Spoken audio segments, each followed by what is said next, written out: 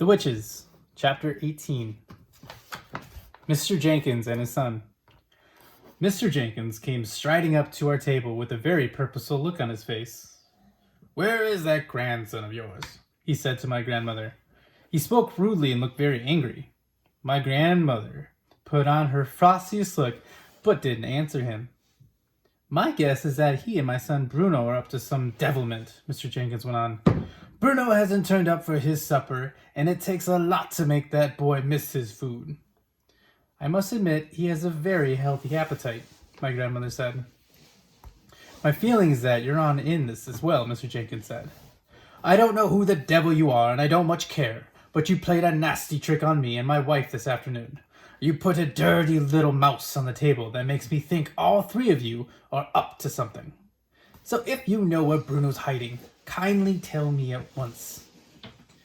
"There was no trick I played on you," my grandmother said. "That mouse I tried to give you was your own little boy, Bruno. I was being kind to you.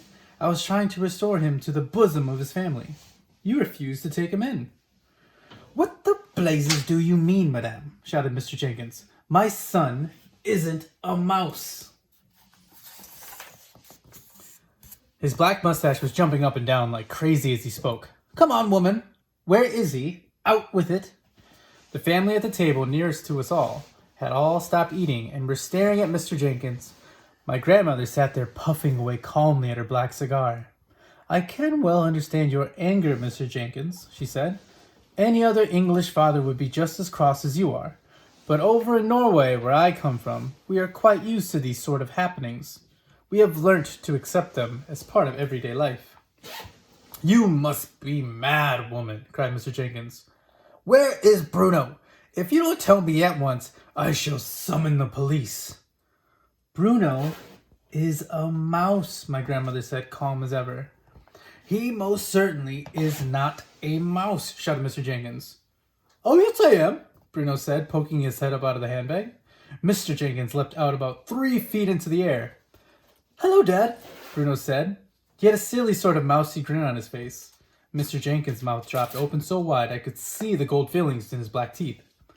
"Don't worry, Dad," Bruno went on. "It's not as bad as all that. Just so long as the cat doesn't get me." But Bruno," stammered Mr. Jenkins. "No more school," said Bruno, grinning a broad and asinine mouse grin. "No more homework. I shall live in the kitchen cupboard and feast on raisins and honey." But, Bruno, stammered Mr. Jenkins again. How did this happen?" The poor man had no wind left in his sails at all. "Witches," my grandmother said. "The witches did it." "I can't have a mouse for a son," shrieked Mr. Jenkins. "You've got one," my grandmother said. "Be nice to him, Mr. Jenkins." "Mrs. Jenkins will go crazy," yelled Mr. Jenkins. "She can't stand the things." "She'll just have to get used to him," my grandmother said. "I hope you don't keep a cat in the house." We do, cried Mr. Jenkins. "Topsy is my wife's favorite creature." "Then you'll just have to get rid of Topsy," my grandmother said. "Your son is more important than your cat." "He certainly is," Bruno shouted from inside the handbag. "You tell Mom she's got to get rid of Topsy before I go home." By now, half the dining room was watching our little group. Knives and forks and spoons had been put down, and all over the places, heads were turning round to stare at Mr. Jenkins as he stood there, spluttering and shouting. They couldn't see either Bruno or me, and they were all wondering what the fuss was all about. "By the way," my grandmother said, "would you like to know who did this to him?" There was a mischievous little smile on her face, and I could see that she was about to get Mr. Jenkins into trouble. "Who?" he cried. "Who did it?" "That woman over there," my grandmother said. "The small one in a black dress at the head of the long table." "She's RSPCC," cried Mr. Jenkins. "She's the chairwoman." "No, she's not," my grandmother said. "She's the Grand High Witch of all the world." "You mean she did it? That skinny little woman over there?" shouted Mr. Jenkins, pointing at her with a long finger. "By gad, I'll have my lawyers on her for this. I'll make her pay through the nose." "I wouldn't do anything rash," my grandmother said to him. "That woman has magic powers. She might decide to turn you into something if even sillier than a mouse. A cockroach, perhaps." "Turn me into a cockroach?"